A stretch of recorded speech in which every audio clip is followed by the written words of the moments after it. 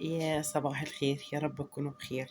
كل سنة وانتم طيبين بمناسبة المولد النبوي الشريف، وكل الأمة الإسلامية بخير يا رب. بصوا بقى، الفيديو ده النهاردة كان هيكون غير كده خالص.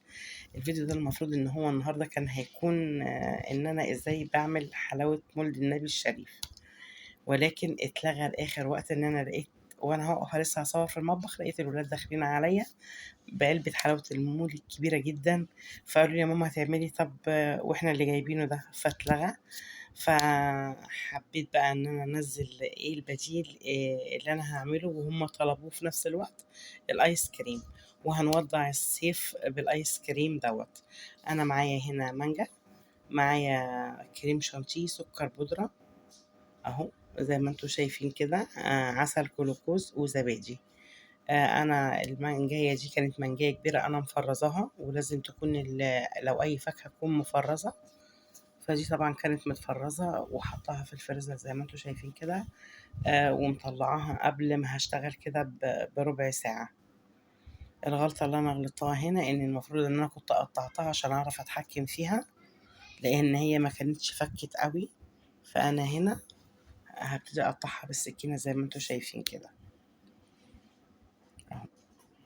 شوفوا بقى، انا كنت هعمل حلاوة المولد والدنيا اتغيرت خالص، مفيش نصيب ان انا اعملها. قالوا لي يا ماما هتعملي واحنا جايبين، فكده يبقى مش هينفع وهيبقى كتير يعني. فقلنا بقى ننزل ايه الايس كريم اللي هما طلبوا ده. زي ما انتم شايفين كده، احنا النهارده هنعمل كذا طعم. انت ممكن تكتفي بطعم واحد، بطعمين.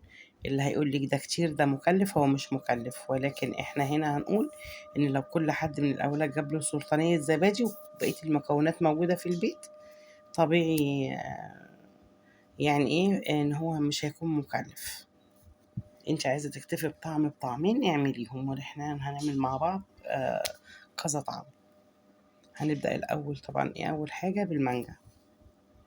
وانتي بتشتغلي كده في الكبة يعني ايه، حاولي ايه على هادي كده، عشان الفاكهة بتكون متلجة ومش هينفع تتضرب غير وهي متلجة. فخليكي كده على المرحلة الأولانية. ولو ما فيش كبة ممكن لو عندك الخلاط حالته جيدة تشتغلي فيه زي الكبة بالظبط. شايفين انتوا انا بنزل على المرحلة الهادية للكبة، شايفين؟ نبص كده على القوام، لسه في قطعة. يعني انا في نوعين فاكهة هعملهم، حابة ان هم يكون فيهم قطع صغيرة، ولكن المانجا انا عايزاها بيور وناعمة جدا. بصوا اهي، شايفين لونها؟ هي المانجا كويسة جدا معايا، فانا مش هضيف لها سكر كتير. عايزة يعني ما تحطيش زبادي، دي حاجة ترجعلك، بس الزبادي في الوصفة دي فوق اللذيذة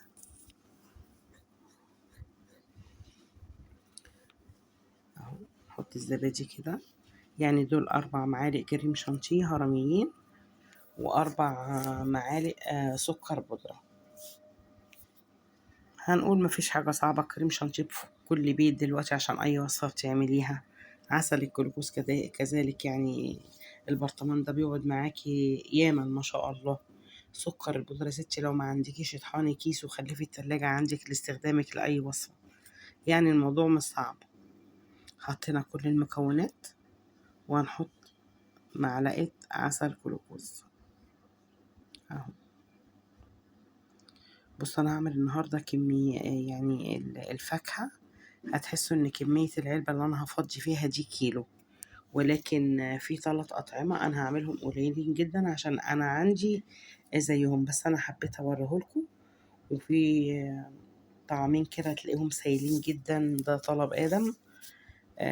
ادم عندي من النوع اللي اصلا بيفك الايس كريم لوحده كده بالمعلقة لما يجي ياكله. شايفين كريم شانتيه والسكر فتحوا لونها ازاي، بس هيرجع لطبيعته بعد ما يتلج اهو. بصوا اللون اختلف برضو، شوف كده، كده حلو قوي. بصوا بنقلب كده من كل اتجاه بحيث نتأكد ان مفيش اي حاجة اهو. نديها ضربة كمان لازم الفاكهة تتضرب وهي متلجة. لو صحت خالص مش هتديكي النتيجة اللي انت عايزاها.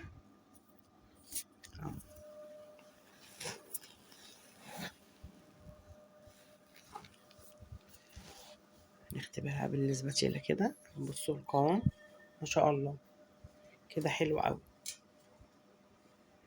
اهو. نفضي بقى العلبة ديت بتعتبر بتشيل كيلو بالظبط. العلب دي من عند محلات المستلزمات الورقية والفويل والكلام دوت، لا غنى عنها في كل بيت بصراحة. بتحتاجيها في حاجات كتير، لو ما عندكيش ممكن تستعيدي بيها أي علبة عندك، بس لازم يكون لها غطا محكم. هنبتدي نفضي كده أول طعم من الأطعمة اللي هو المانجا. بصوا اهو، نخبط في العلبة كده ونغطيها ونركن ونخش على تاني طعم. شايفين اللون اهو، هنركنها كده وهنخش على تاني طعم. تاني طعم معايا أنا كانتالوب. شايفين أنا بحب طعمه لكن لونه مش حباه. أنا هغير لونه خالص وهغير معاه المنهائي. تلاحظوا ان هو هيتضرب برضو بسهولة، مش زي الصعوبة بتاعت المانجا، لان المانجا كانت اول حاجة وانا مخرجاهم كنت حاطة الفاكهة دي في الجيب كمان مش في الفريزر، فالتجميد بتاعه بيكون اقوى. فانتوا زي ما شايفين كده ايه يعني هيكون سلس عن المانجا. هنقلب كده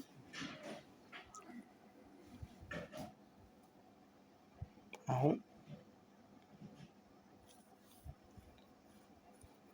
بس كده شايفين برضو ما تجيش على الكب قوي عشان الحاجات بتبقى متلجة فممكن تزعلها يعني.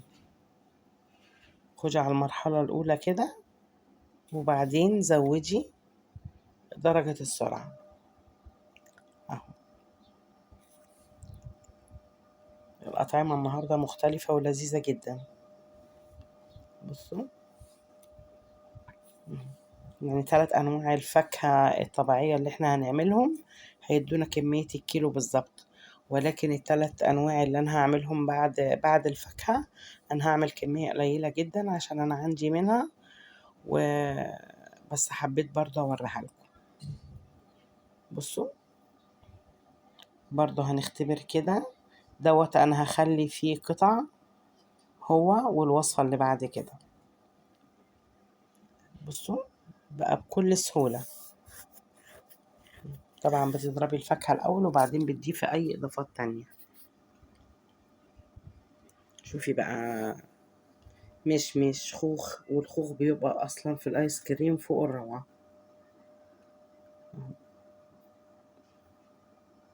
معايا هنا لون طعام مصرح بيه مفهوش أي ضرر يا جماعة. هاخد كده كام نقطة كده عليه هيحول اللون نهائي. شايفين اللون الأخضر ده؟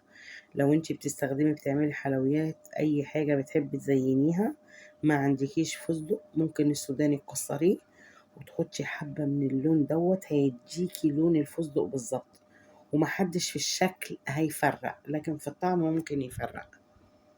ولكن لو زوقتي بيه أي حلويات السوداني هتحطي اللون ده هيديكي شكل الفستق بالظبط. نقلب كده ونشوف نختبر. شايفين اللون اتحول ازاي؟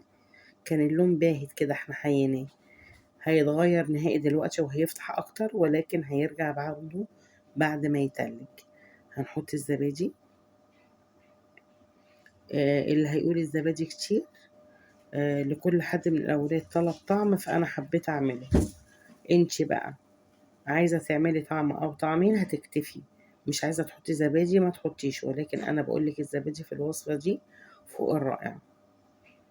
نزلنا بالزبادي كريم شانتيه سكر البودرة، وقلنا ان السكر مسألة نسبية حسب الفاكهة اللي عندك مسكرة ولا مسخة، دي حاجة ترجع لك انتي.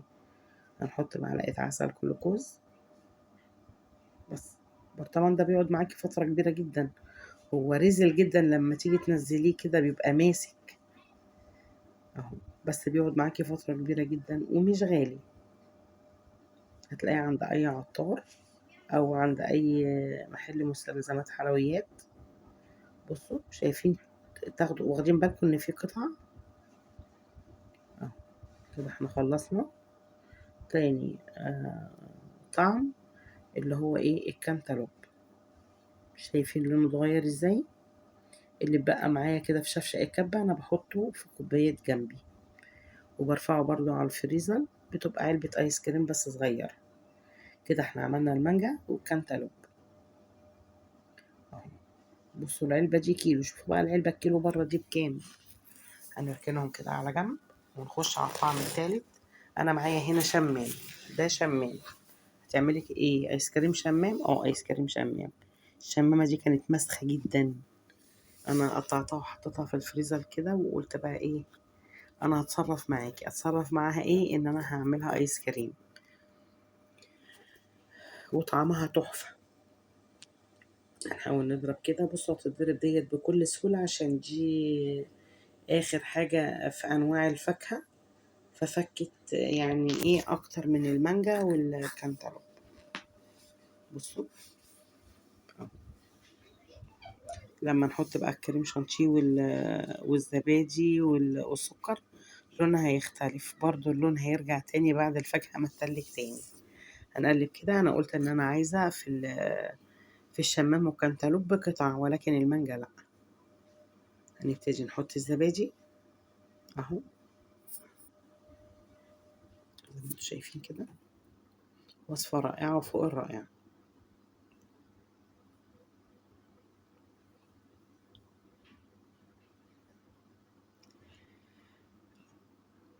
كريم شانتيه،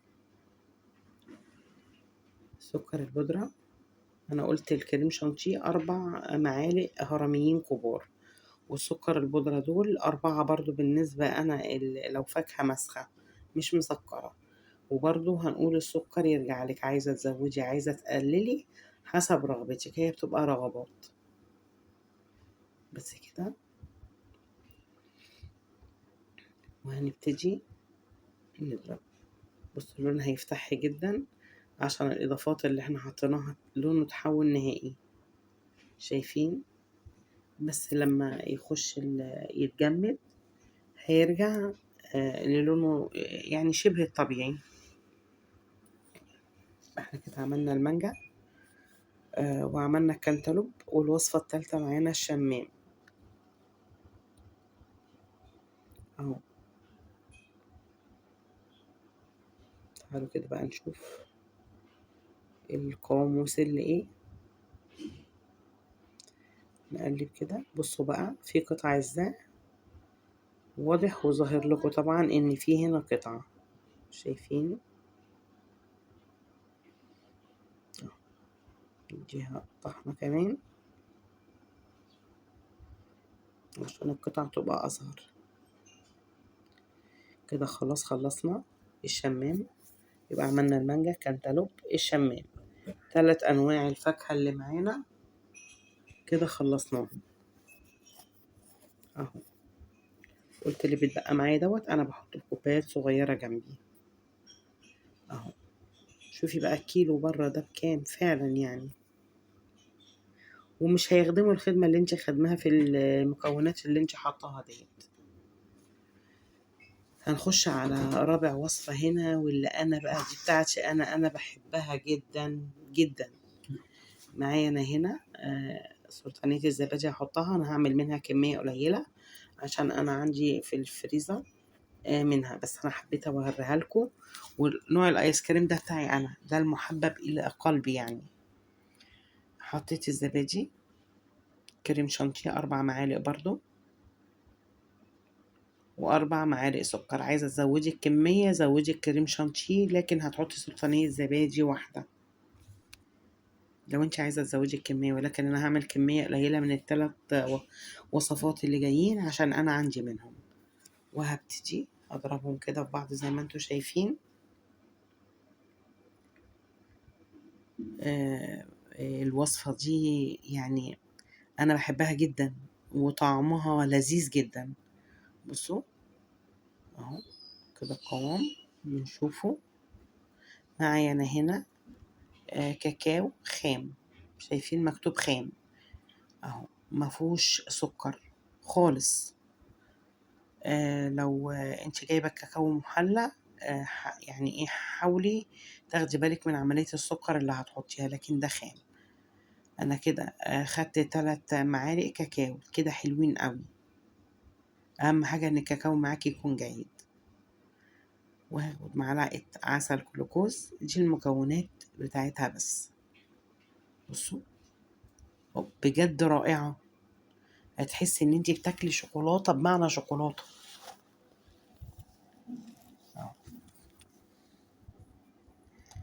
انا من الناس اللي بتحب الشوكولاتة جدا، بحبها بطريقة غريبة يعني، واكيد يعني في ناس كتير زيي. يعني انا اكل شوكولاتة وما اكلش مانجا على فكرة، ان انا بتعب منها جدا، بس بندوق برضه. بصوا اول ما تفتحي غطا الكبة كده هتل عليكي ريحة الشوكولاتة بمعنى شوكولاتة، والطعم فوق الرائع. بصوا القوام، ولما تخش الفريزر والتلج لونها هيتغير جدا، وهتشوفوا ده في الاخر. هنقلب كده.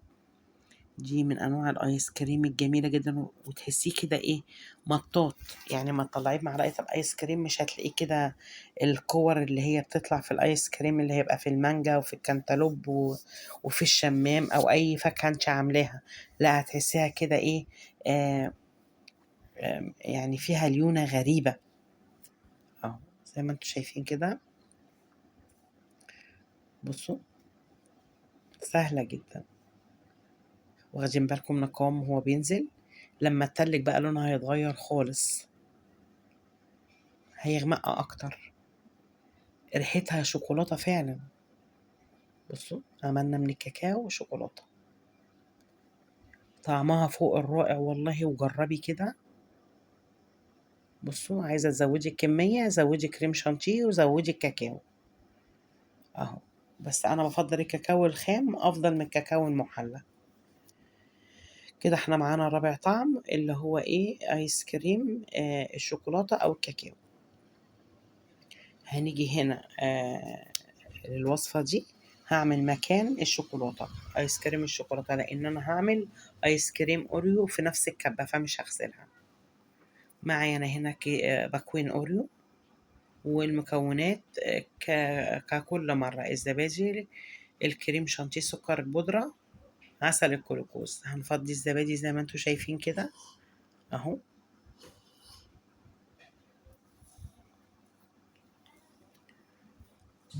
أهو. شايفين؟ فضينا الزبادي، كريم شانتيه،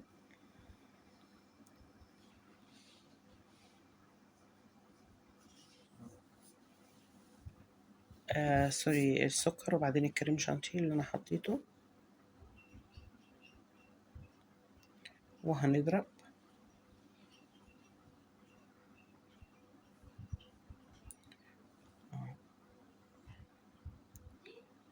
شايفين؟ تعالوا بقى نقلب عشان لو في حاجة مش متجانسة مع بعض نحاول نخلطها ببعض.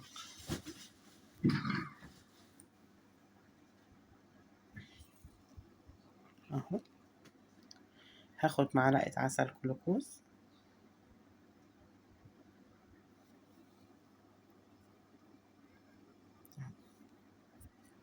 النوع اللي انا بعمله ده ايس كريم الاوريو اللي هو السايل لآدم، وهتشوفوه سايل ازاي. انا عندي آدم يفك الايس كريم كده من بعضه ويشربه شرب.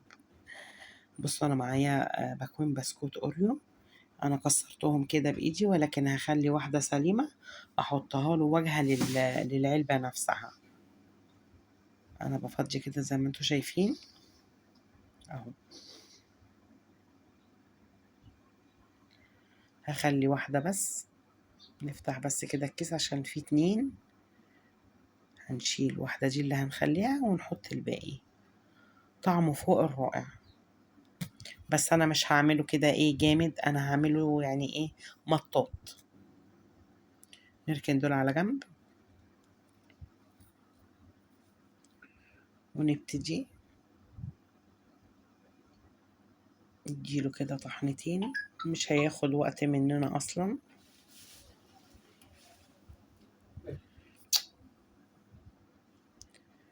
اهو.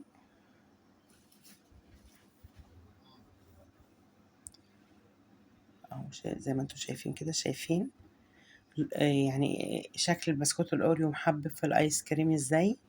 ولكن انا هعمله مطاط، يعني لما نيجي نطلعه بمعلقة الايس كريم مش هطلعه اللي هو منظر اللي هو زي الكور كده، لا هيبقى مطاط جدا. شايفين انا عملت برضو كمية قليلة من الشوكولاتة والاوريو عشان انا عندي في الفريزر، بس حبيت اوريكم الفكرة. واخر نوع معايا هيبقى الفانيليا، برضو انا هعمل قليل عشان انا عندي منه.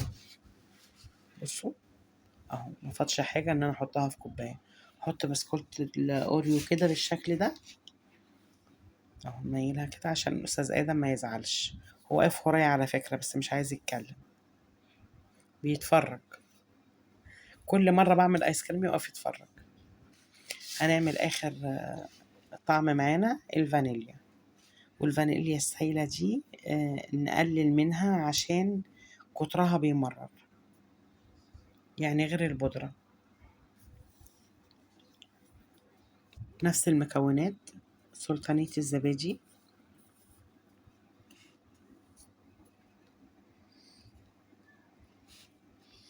نفس المكونات.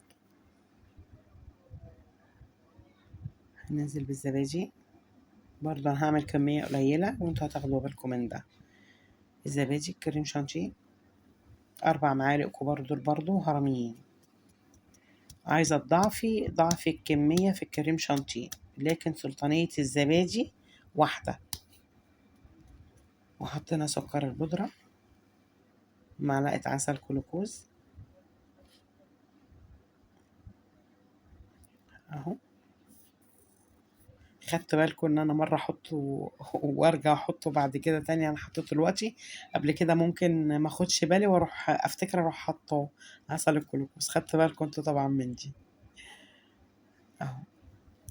هنزل كده بالفانيليا السايله، ما تحاوليش تزودي عشان هي كترها بيمرر. دوت هيبقى هو والاوريو مطاط جدا جدا.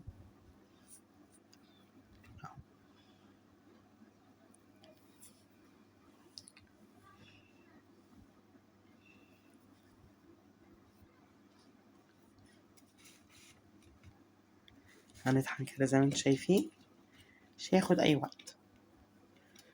انا مبسوطه جدا النهارده كنت معاكم وشاركتكم الفيديو الجميل ده، وكنت بتمنى ان انا اعمل معاكم حلاوه المولد النبي الشريف، ولكن اراده ربنا بقى ان مفيش نصيب ان انا اكون فعلا واقفه في المطبخ والله. عشان يعني خلاص هصور الفيديو وعلى اخر وقت الاقي الولاد داخلين عليا: ماما طب انت هتعملي؟ اتفاجئوا بيا احنا جبنا. فانا بعتذر يعني. وبعدين ايه، حبيت بقى ايه انزل لهم الرغبه اللي طلبوها في وقتها، الايس كريم. وبنودع الصيف بالايس كريم. على فكرة احنا كتير بنحب ناكل ايس كريم برضو حتى في الشتاء، يعني بجد يعني انا من الناس اللي بحب الايس كريم حتى ممكن اكله في الشتاء اهو. دي اخر وصفة معانا. وانا على فكرة برضو بحب انوه لشيء ان انا كتير ببقى منزلة الفيديو بدري، لكن النت بيبقى تقيل قوي فبينزل بالعافية وبينزل متأخر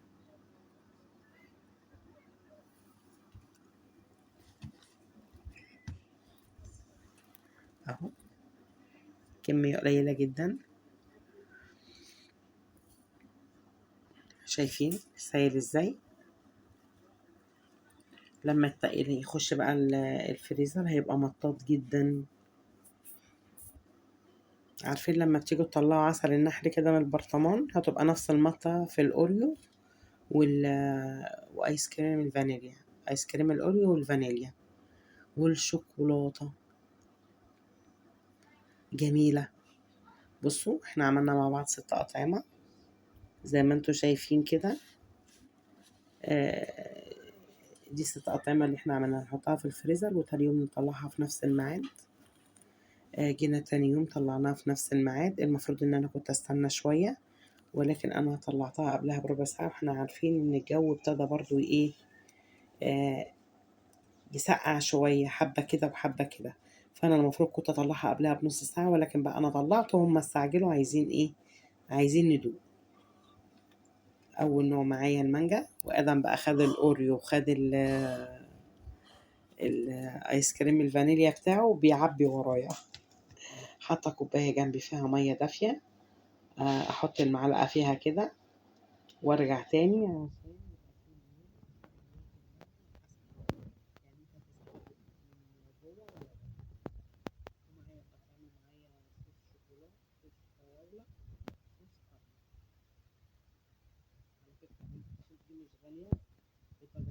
جنيه، وسهلة جدا ان انت تجيبيها وبتستخدميها مش للمرة دي، لكذا مرة ما شاء الله بتقعد معاكي في استخداماتك.